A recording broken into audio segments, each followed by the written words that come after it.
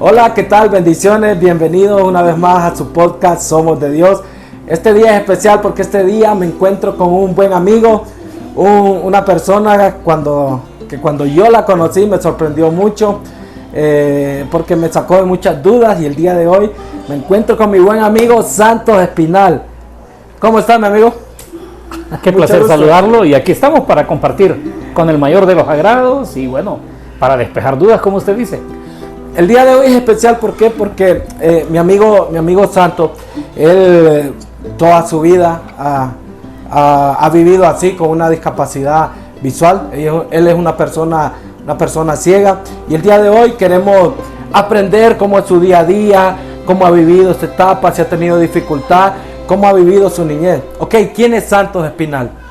Bueno, primero un saludo a toda la audiencia en esta plataforma, y de verdad estoy agradecido con Dios y con usted, mi querido amigo, porque la verdad pues es una oportunidad para compartir y sobre todo para decirle a la gente, sí se puede. Hay dificultades, sí hay lágrimas, sí hay, pero también hay victoria, y la victoria se tiene cuando uno tiene la convicción de quién es Dios, de por qué venimos a esta vida, cuál es el propósito de existir. ¿Quién es Santos?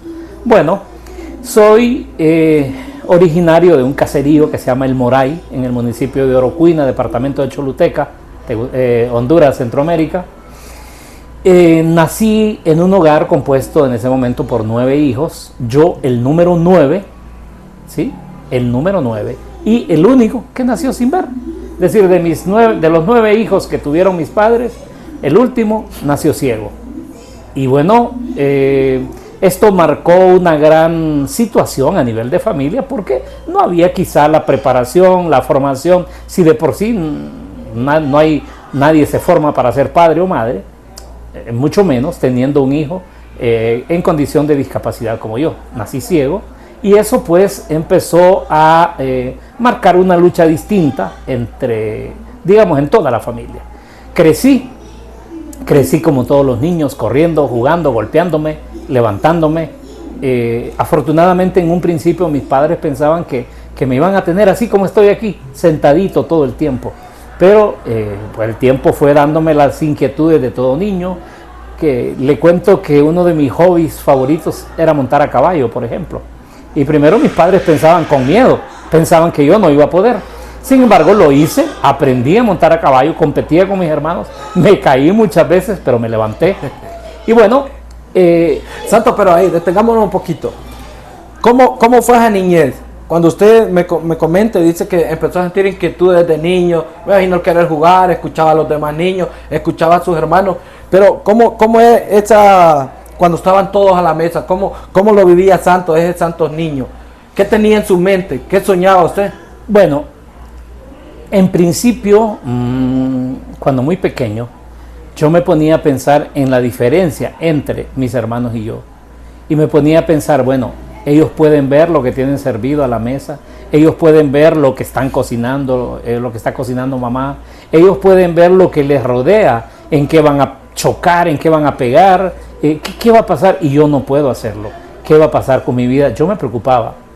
Le voy a contar una anécdota, una historia que a mí me parece, hoy que la analizo de grande, me parece curiosa, chistosa, y no sé, muy propia de un niño, ¿no? De alguien que en su inocencia pensaba que eso podía ser posible. Entre los 6 y los 8 años, yo recuerdo que en el día yo me acuerdo que me jugaba mucho en los caballitos de palo. Como le digo que montar a caballo era mi hobby, pues yo lo simulaba usando en un palo, en una vara, en un garrote, no sé cómo lo llamen en cualquier otra parte del mundo. Y en las noches, fíjese bien, en el día yo no recordaba que era ciego, pero en las noches me venía la nostalgia. Respondiendo a su pregunta, justamente en la noche yo sentía, ¿qué va a pasar cuando sea grande? ¿Cómo voy a desarrollarme cuando sea grande? Y empezó a surgir en mi corazón una petición a Dios. Yo le pedí a Dios no morirme, yo no me quería morir, pero le decía que no quería pasar de los 15 años. Es decir, yo quería que mi vida, que el reloj de mi vida se parara en los 15 años. Pero repito, no que me muriera, no que perdiera la vida, sino que hasta ahí se detuviera mi crecimiento y que yo no pasara de 15 años. Imagínense de eso cuántos años hace a esta altura. Según esa petición yo seguiría teniendo 15 años, algo imposible. Pero esa era mi petición a Dios, porque yo decía, me va a dar pena cuando sea grande que alguien, o sea, poder caminar y que solo pueda caminar agarrado del brazo de alguien, tomado de la mano de alguien, porque yo solo no voy a poder. Ese era mi pensamiento. Por fortuna, pues eso no fue así. Vine a la capital, empecé a estudiar, empecé a prepararme, y para completar la historia con la que empecé, de los 9 hijos, fui el único que terminó su educación primaria. Bueno, creo que hay 2 o 3 de mis hermanos que terminaron su educación primaria. Luego yo fui el único que concluí mi educación secundaria y después mis estudios universitarios. Ahí detengámonos un ratito. Ahí disculpe que lo No se preocupe, que estamos conversando. Santo, en toda esa etapa de su niñez, usted sintió, me comentaba que hubo lágrimas. ¿Usted hubo momentos de tristeza? ¿Alguna vez escuchó una palabra así como ofensiva para usted? Palabras que lo desanimaran. Por ejemplo, sus papás, ¿cómo vivieron sus padres esto, sus hermanos? Primero, sobre esas palabras, mire, es que la gente, bueno, a veces la prudencia está distante, ¿verdad?, de la gente, y sobre todo ante el caso de una persona ciega como yo. Comentarios como, mis padres lo vivieron primero tristes, difícil para ellos, no sabían cómo enfrentarlo, pero poco a poco cuando me vieron que yo era un niño juguetón igual que los demás, pues fueron aprendiendo, no me querían soltar del todo, pero fueron aprendiendo. Sin embargo, una de las cosas que yo recuerdo con más tristeza es que mi papá decía, en su ignorancia, cuando niño me afectaba, después yo lo logré entender, pero decía, ojalá él se muera primero. Ojalá él se vaya de este mundo antes que yo, decía mi papá, porque si yo me voy primero, ¿quién lo va a atender? ¿Quién lo va a cuidar? Es decir, él en su pensamiento pensaba que yo nunca iba a poder valerme por mí mismo y que siempre iba a necesitar del cuidado de él. Y en ese afán yo sufría. Y otra persona, una persona ajena a la casa, una vez yo tenía, oiga bien, tenía como 3 años y medio, yo lo recuerdo como si fuera ayer. Yo estaba jugando en el suelo, en el piso de la casa, y la señora estaba platicando con alguien y le dijo, pero ojalá que este niño se muera luego, le dijo, porque si no, solo sufrimientos le va a traer a la familia. Y mi respuesta fue, ¿y acaso yo le como algo a usted, pues señora? Y 3 años tenía. Y se lo dije, no se lo dije así tan educadamente. Lo que recuerdo de esto, amigo mío, fue que yo con esta respuesta, según yo, me iba a esconder porque decía yo que mi papá me iba a pegar por lo que le contesté a la señora. Pero no, a ellos le comentaron cómo estuvo el asunto y mi papá me dijo, bien contestado, porque no le estás comiendo nada a ella. Es decir, él decía lo mismo, solo que él era mi papá. La señora era una particular y no tenía por qué decir lo que dijo. Correcto. Así que en resumen, sí pasé por esas situaciones, aún ya grande. La verdad, ya entrando un poco en... La etapa de escuela, ¿cómo fue su etapa de escuela? Ya entrando en esa etapa, y no solo de escuela, en términos generales, la persona con discapacidad vive una lucha constante en contra de las actitudes discriminatorias de los demás.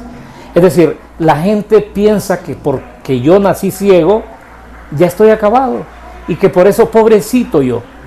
Entonces, cuando vengo a la escuela, lógicamente yo ingresé a la escuela para ciegos, aquí en Tegucigalpa, y pues ahí los que estaban eran otros ciegos, igual que yo. ¿Qué edad tenía?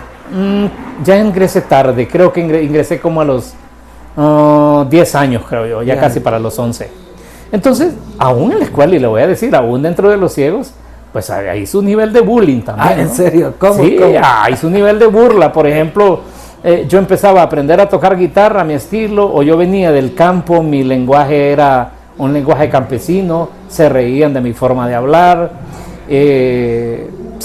Cuando yo empecé a tocar guitarra, se reían de mi estilo. Es decir, un montón de cosas que yo las viví que ahora me dan risa, pero en su momento me afectaban. Pero, pues, cuando yo vine a la capital fue como el despegue, fue como el mostrarme a mí mismo, pero también a mis padres, a mi familia, que yo no iba a ser la persona que ellos creían, la persona que iban a tener todo el tiempo presa, esclava de una silla o de un mueble, sino que una persona que que iba a emprender, iba a ser alguien, iba a ser útil a la sociedad, útil a la familia, útil a mí mismo. Eso, ese fue como el despegue, ¿no? Y claro, la diferencia la hizo el conocer de Dios. Eso sí tengo que decirlo. Eso marcó una estabilidad emocional para mí, que ya las burlas y las cosas pues pasaron a un segundo plano. No que no me dolían, pero ya las enfrentaba con una actitud diferente, porque yo ya tenía también una fe que me hacía saber y entender que si yo nací ciego, algún propósito tiene en la vida. Y ese propósito, pues Dios lo tiene más que claro, yo también lo tengo claro. Y eso es lo que buscamos, el poder decirle a las personas, el poder decirle a aquella gente que están sufriendo, a aquellas personas que de repente no tienen, por un trabajo, por alguna enfermedad, que están adoleciendo y se sienten mal, de repente se quieren hasta morir. Lo que queremos mostrarles es cómo Dios trabaja en las personas, por ejemplo en usted con esa discapacidad. Desde niño, cómo Dios tuvo cuidado y cómo Dios lo fue encaminando, y como lo dice usted, pudo encontrar una paz emocional, una estabilidad, y que las palabras, la negatividad, aún de la misma familia, no lo han afectado y ha seguido adelante. Yo puedo decirles, y lo digo con convicción, Dios hizo la diferencia precisamente porque cuando yo empecé a escudriñar, a estudiar, a escuchar programas formativos, programas espirituales, yo dije, ahora mi vida sí tiene una razón de ser. ¿Por qué? Porque, o sea, no quiero ser aquí mentiroso, no quiero ser hipócrita en decir que no me hicieron llorar. Miren, para tener la actitud que hoy tengo de cara a la vida, de frente a la vida, yo lloré muchas veces. Lloré por actitudes de mis padres, lloré por actitudes de familiares, lloré por expresiones de la gente, porque eran muy groseras, muy dolorosas. De hecho, una de las cosas que a mí me hace como regresar es cuando pienso en una actitud que tenía mi papá. Le cuento. Mi papá era comerciante y él venía, a veces salía por bastante tiempo, y cuando regresaba, mis hermanos que ven gritaban, ¡hey, mira qué bonito lo que trae mi papá! Y tal vez ellos lo hacían por provocarme. Yo iba corriendo a tocar a ver qué era lo que traía mi papá, y mi papá hacía esto. Entonces empezaba el pleito entre mi papá y mi mamá. Él no te está pidiendo nada, le decía mi mamá. Sus ojos están en sus manos. Él solo quiere tocar a ver qué es lo que traes, pero no te está pidiendo nada. Sí, decía mi papá, pero es que si algo quiere o si algo le traigo, yo se lo voy a dar. Es que no le está pidiendo nada. Entonces ese nivel de incomprensión de mi papá hacía que discutiera con mi mamá, y yo llegué a sentirme más de alguna vez como la oveja negra. Llegué a pedirle a Dios que me quitara la vida, que yo no quería ver a mis papás discutiendo. Y todavía, cuando yo recuerdo esto, Antonio, cuando yo recuerdo esto todavía me da un poco de sensación de tristeza, porque recuerdo. ¿Duele todavía? Sí, recuerdo esas situaciones, pero yo llegué a perdonar plenamente a mi papá, porque entendí que era producto de su desconocimiento, de su ignorancia. No sé, en su momento fue muy doloroso, repito, yo lloraba y le pedí a Dios que me quitara la vida, porque miraba que mis papás discutían por mi culpa. Pero, repito, entonces, para llegar hasta aquí, yo tuve que llorar, yo tuve que pasar un montón de situaciones. Ahora observo actitudes discriminatorias y me dan risa. Ahora tengo incluso la oportunidad de grabar por ahí en otra plataforma. Cuéntenos de eso, de su proyecto. ¿Cómo se llama? Bueno, no quería contarlo así al principio, pero es un programa que incluso, bueno, estoy buscando ampliarlo. Se llama Hablemos de Inclusión. Y en este programa yo pretendo precisamente transmitirle a la gente que las cosas que yo pasé, las pasé, pero que hoy me han formado y soy lo que soy. Aparte, como digo, lo más importante es el conocimiento que uno tenga de Dios, pero también el conocimiento de las cosas que lo rodean y entender. Hay una cosa bien clave. La discriminación es real y es a cada paso. A veces en el espacio de trabajo. Lo más doloroso es cuando esa discriminación es dentro de la familia. Pero lo importante no es solo saber que hay discriminación. Lo importante es saber cómo enfrentar esa discriminación. Si antes yo escuchaba que alguien se reía de mí, me mataba emocionalmente.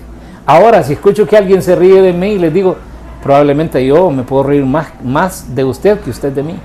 Por ejemplo, una expresión común, el enfermito. Y yo les digo, si ustedes supieran que yo soy más sano que ustedes, porque la ceguera no es una enfermedad. Entonces, ¿qué le estoy diciendo con esto? Tengo ese proyecto para educar, para formar a la gente respecto a su manera de ver a la persona con discapacidad. La ceguera no es sinónimo de estar acabado. Ser ciego en este caso, como que me ocupa a mí, no quiere decir que ya se acabó mi vida. Yo soy un profesional universitario, tengo una oportunidad laboral, me desenvuelvo como soy licenciado en periodismo, soy periodista, me desenvuelvo en unas relaciones públicas de una Secretaría de Estado y hago el trabajo, soy la única persona ciega ahí, hago el trabajo al mismo tiempo, al mismo ritmo que el resto de periodistas que no tienen ninguna discapacidad. Entonces, ¿qué quiero decir con esto y cuál es el mensaje? Se tiene que llorar, se tiene que sufrir, pero el ser humano no nació ni solo para llorar ni solo para sufrir. Cuando la gloria de Dios llega a su vida, yo creo que todas esas cosas se quedan en nada, porque Dios nos da una esperanza diferente, un conocimiento diferente y sobre todo una confianza, una esperanza diferente. Eso creo yo que debe tenerlo claro. Y la otra cosa es, ya confiando en Dios, el conocimiento que tengamos de la vida, de cómo enfrentar la vida. Repito, si antes me discriminaban, yo sufría. Ahora me discriminan y trato de, más bien me río o de explicarle a la gente lo equivocado que está. Santo, ¿cómo fue esa etapa de aprendizaje? ¿Cuál es el método que se utiliza para las personas así ciegas? ¿Cómo es el aprendizaje? ¿Es difícil? Cuéntenos. Bueno, como le dije, yo llegué ya tipo 10, casi a los 11 años a la escuela para ciegos. Fue como un despegue, era una ilusión para mí aprender. Yo primero pensaba que iba a ser o maestro o abogado, pero a la larga pues terminé siendo periodista. Y el sistema de escritura y lectura de las personas ciegas se llama braille. Es un sistema hecho a base de puntitos, son 6 puntos los que forman todo el método. Es como el alfabeto en tinta, ¿verdad? Solo que para los ciegos es braille, son puntitos en relieve que la gente puede tocar, que las personas ciegas pueden tocar una vez conociendo la composición de las letras. Es decir, desafortunadamente aquí no traje yo una muestra, pero probablemente en otro podcast o en algún momento en el que usted pueda hacerle llegar esa información, sí, y usted pueda mostrar, este es el sistema de lectura y escritura de las personas ciegas. Así aprendí yo a leer, así fui al colegio, así fui a la universidad, aunque ya en la universidad pues me auxiliaba de otras herramientas como la grabadora, por ejemplo, para grabar las clases. Mis compañeros me ayudaban, a veces grababan libros. Mire, curiosamente a mis compañeros que estudiaban conmigo les iba bien en las clases, porque ellos me grababan los libros y yo los estudiaba escuchándolos en la grabadora. Entonces, como ellos leían una y otra vez el libro, pues yo tengo una compañera que me decía: Santos, gracias a usted yo saqué muy buenas notas, porque ya no necesitaba estudiar tanto cuando iba a hacer el examen, porque ya lo había grabado para mí. Entonces esas son herramientas, pero el sistema básico, digamos, de lectura y escritura de los ciegos se llama braille. Y ¿Cómo funciona la metodología de estudio? ¿Cómo pasan sus clases? ¿Es igual que nosotros, así por parciales, por periodos? ¿Cómo funciona? Es el mismo. De hecho, yo estudié en un colegio de personas sin discapacidad. Yo estudié en la Universidad Nacional Autónoma de Honduras, donde hay personas sin discapacidad también. Es decir, ¿cómo apruebo yo las clases? Por ejemplo, usted es el profesor. Usted hace su examen, prepara su examen y lo coloca y le dice a los muchachos: bueno, vamos a hacer examen. A mí, el examen generalmente me lo practicaba el mismo maestro. O sea que si yo sacaba un 60, eso era lo que merecía, porque no tenía chance para chepear, ¿no? No tenía chance porque me lo practicaba el mismo profesor. No, además no necesitaba, gracias a Dios, pues nunca necesité. Pero sí, la persona ciega hace los mismos exámenes, la misma metodología, con la diferencia que el examen mío es oral. Es decir, que usted como maestro me lee las preguntas y yo le contesto y va contestando. Usted va llenando el examen de acuerdo a mi respuesta. ¿Cuántos años en la universidad? ¿Cuánto estuvo para graduarse? Bueno, estuve como 8 años. Estuve como 8 años porque yo estuve viajando un tiempo a Estados Unidos iba precisamente a compartir mi testimonio de vida, a predicar. Me gusta tocar un poco la guitarra, cantar. Entonces yo estudiaba un semestre y el otro semestre me iba para los Estados Unidos. Y así estuve más o menos 8 años para graduarme en la Autónoma. Sinceramente lo digo, me siento sorprendido, pero me siento contento, alegre por tenerlo aquí, porque lo que usted me cuenta, sinceramente no he comparado que uno muchas veces en un vaso con agua se echa a ahogar, Santo, y uno siente que ya no puede más, y que las situaciones no las va a poder superar, que son adversas, que son difíciles, pero en comparación a lo que ustedes viven o lo que usted vive, sinceramente no se compara. Y hay muchas anécdotas que el podcast sería largo, pero va a haber, si usted lo desea así, va a haber otra oportunidad en que hablemos. Claro, vamos a seguir grabando. De otros tópicos de la vida, por ejemplo, mi vida laboral. Eso, cuénteme de su vida laboral. Mientras usted estaba estudiando en la universidad, ¿usted ya trabajaba? ¿O sí? ¿Cómo entra a trabajar usted? Cuénteme. Bueno, yo digamos que empecé a trabajar hace casi cuando estaba en el colegio. A mí siempre me gustó la radio. Yo tenía un programa de radio en la zona sur. Yo iba desde Tegucigalpa a hacer ese programa de radio. Yo lo producía y yo lo presentaba también. Y se sostenía, lógicamente, con publicidad, ¿verdad? Como se sostienen todos los espacios. Después de eso, yo ingresé a laborar ya de manera formal en un museo de niños, creo que es el único aquí en Tegucigalpa, no sé si lo puedo mencionar. Sí. Es el Museo Chiminique. Yo creo que fui de las personas ciegas, la primera persona ciega contratada como guía, oiga bien, una persona ciega como guía en un museo. Fue una experiencia genial, porque pues yo me formé igual con, no sé, como cuántos amigos guías eran ahí, y yo la única persona ciega. Nos preparamos y a mí me tocó recorrer el museo como cualquiera de los otros guías. La verdad, me sentí muy bien.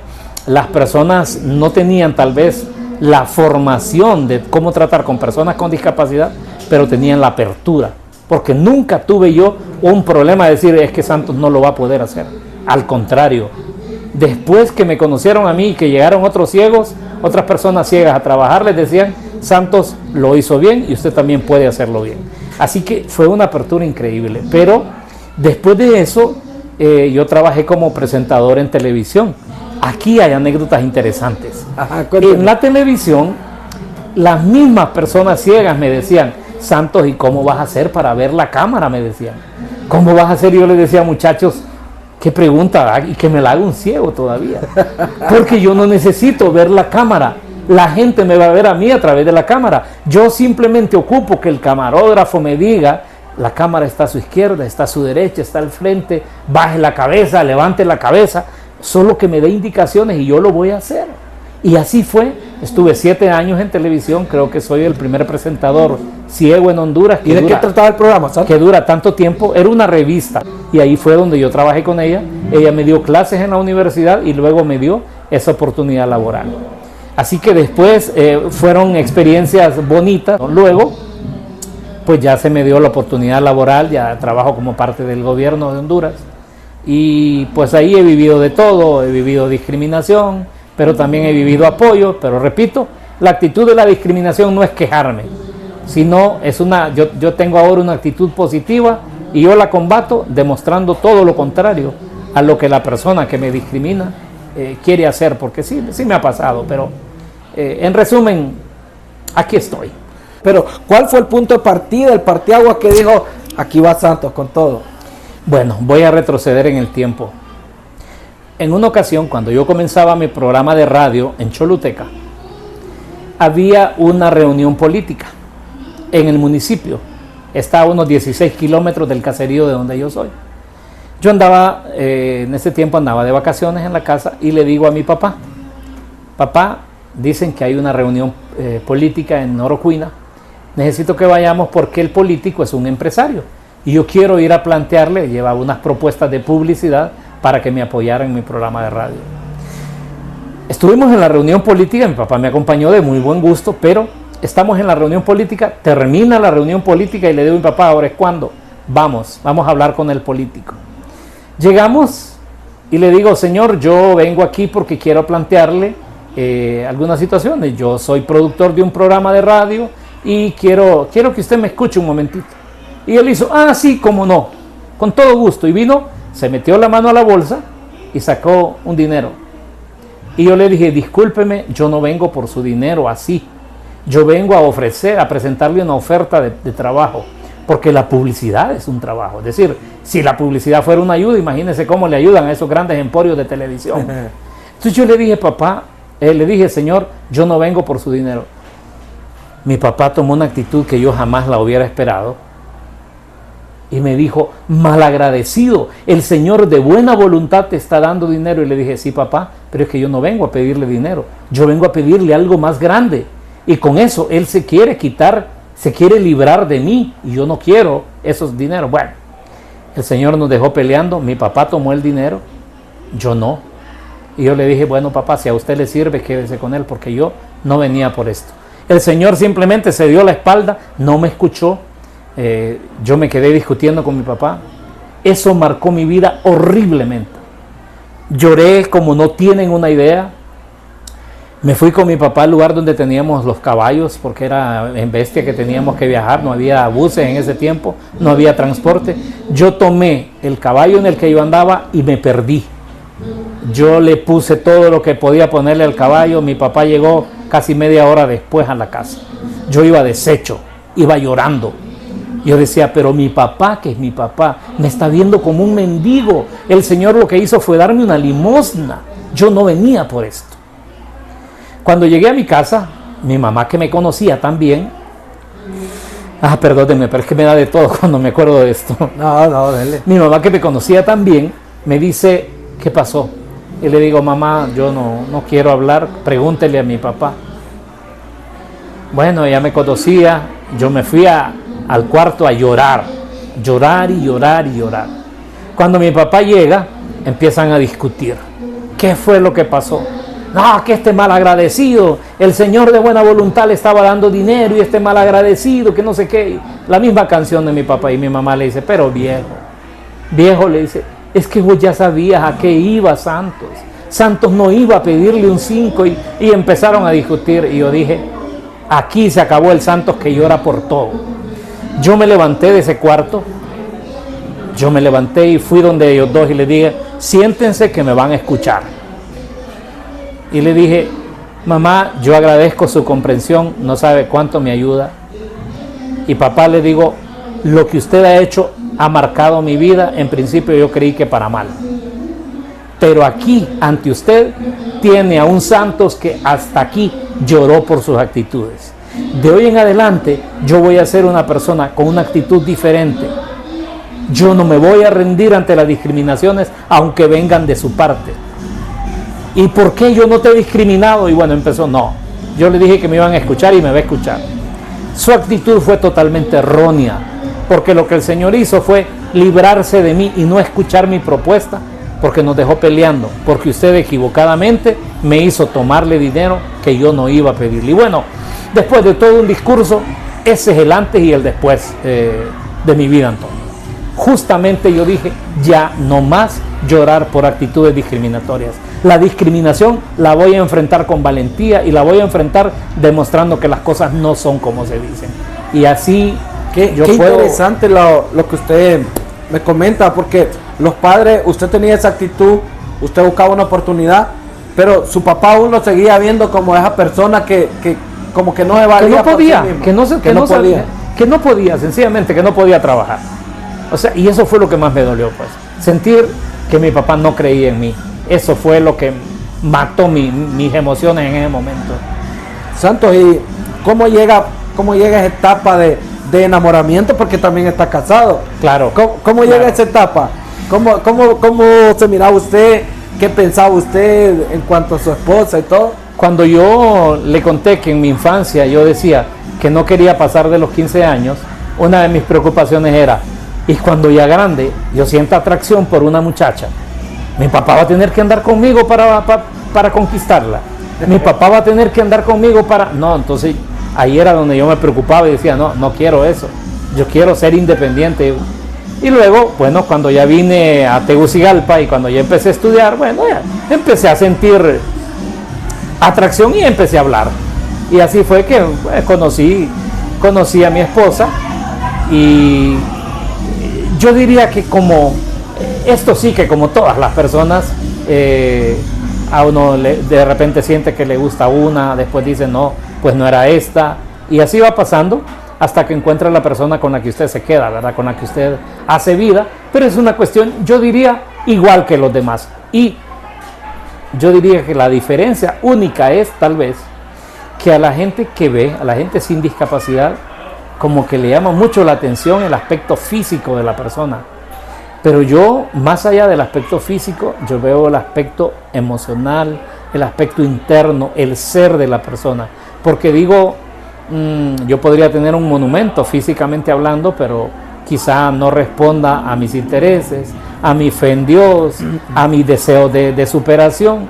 Entonces yo creo que hay combinación de esas cosas como para llegar a enamorarse. Así que así es mi historia. Pero ¿cómo fue esa etapa? ¿Cómo conoció a esa persona usted? ¿Cómo la conoció? Bueno, le diría que la conocí en la... a ver ahora... No me acuerdo. Es que quiero hacer una remembranza exacta. Mi esposa, yo la conocí estando ella niña, estando ella muy niña. Yo estaba ya un poquito mayor que ella. Y en ese transcurrir, el tiempo fue pasando. Y después, o sea que la conocí en la escuela. La conocí en la escuela. Desde entonces, o sea, tenemos bastante tiempo de conocerla. Y pues después nos casamos, nos gustamos, nos hablamos, nos enamoramos, nos dijimos, nos pedimos la oportunidad. Y yo le diría que es un proceso casi igual, ¿no? Casi igual, con la diferencia sola esa, de que las personas que ven se fían mucho de la parte física. Yo, bueno, por fortuna no he tenido malos gustos, ¿verdad? La persona físicamente es atractiva, pero sobre todo su calidad humana, ¿no? Su calidad de persona. Y la verdad que eso se vuelve como una habilidad. Tal vez usted no tenga lo visual, no pueda ver a esa persona, pero sinceramente lo que importa es lo que llevamos dentro, Santo, lo que llevamos en nuestro corazón. Sí, es que el problema con esto es que usted puede dejarse impresionar. Vaya, es como el tema de las comidas. Le voy a poner ese ejemplo. Mire, mi esposa cocina, ella también es ciega. Mi esposa cocina. Entonces la mamá o las compañeras de trabajo, la mamá antes, ahora pues la mamá ya entendió esa situación, pero le dice, no le diste color al arroz, no le diste color a esto. Y le digo yo, es que ese es el problema de la gente que ve.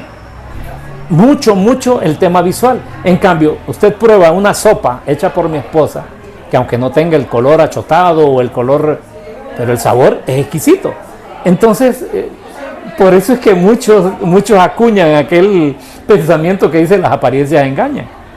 Porque de repente usted puede ver una sopa, una comida bien coloreada, bien atractiva a lo visual. Sí, pero cuando usted la prueba, usted la prueba, se lleva una sorpresa que no era como se esperaba. Porque exactamente. Santos, y hay muchos padres que están preocupados por sus hijos porque tienen una condición.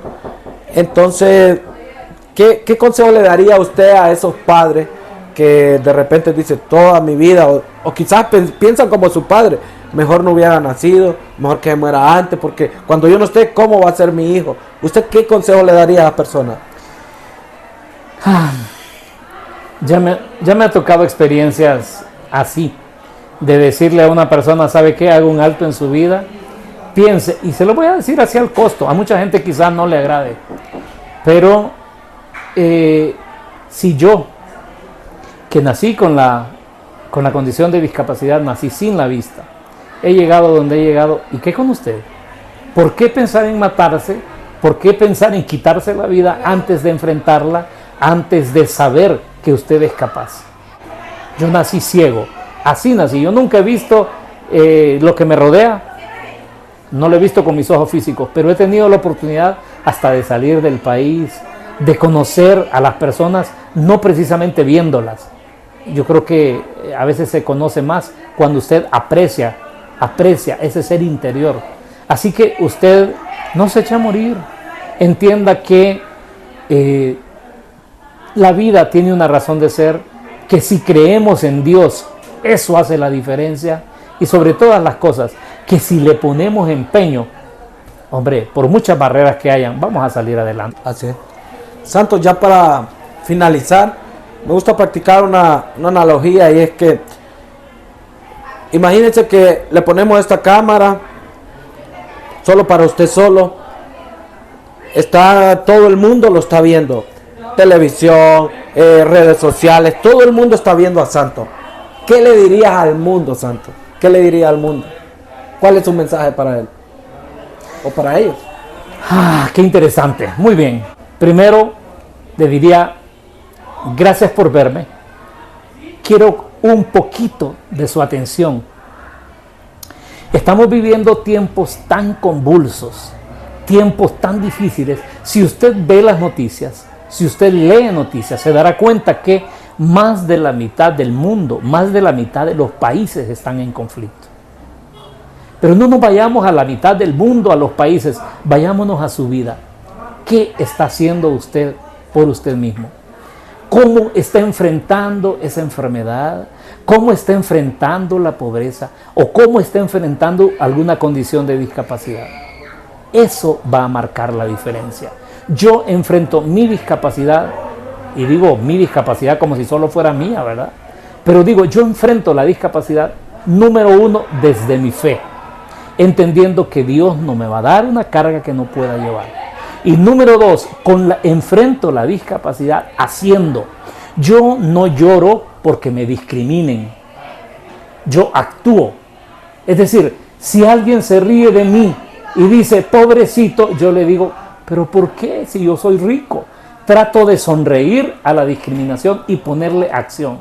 Así que la pregunta es, el mundo está en conflicto, usted está en conflicto. ¿Cómo lo está enfrentando?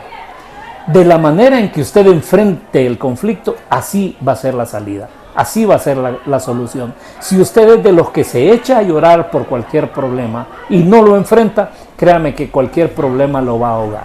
Pero si usted llega a entender que el Dios al que creemos es más grande que cualquier problema, créame que ese problema se va a solucionar. Santo, muchas gracias. Siento privilegiado de tenerlo aquí y poder compartir, y espero que en futuros episodios nos pueda acompañar y podamos compartir más cómo es su día a día, y de repente también poder platicar con su esposa. Con todo gusto. Muchas gracias. Con todo gusto. Saludos a todos, bendiciones. Recuerde suscribirse al canal. También mi amigo Santo tiene un proyecto en TikTok, ¿está? ¿Cómo aparece? Se llama Hablemos de Inclusión. Así que a seguirlo también en TikTok. Recuerden, Dios tiene un propósito, Dios tiene planes para su vida. Así que usted no se puede quedarse ahí donde está y se siente deprimido, se siente desanimado. Ánimo, Dios está con usted y Dios quiere mostrarle ese propósito. Saludos a todos, bendiciones.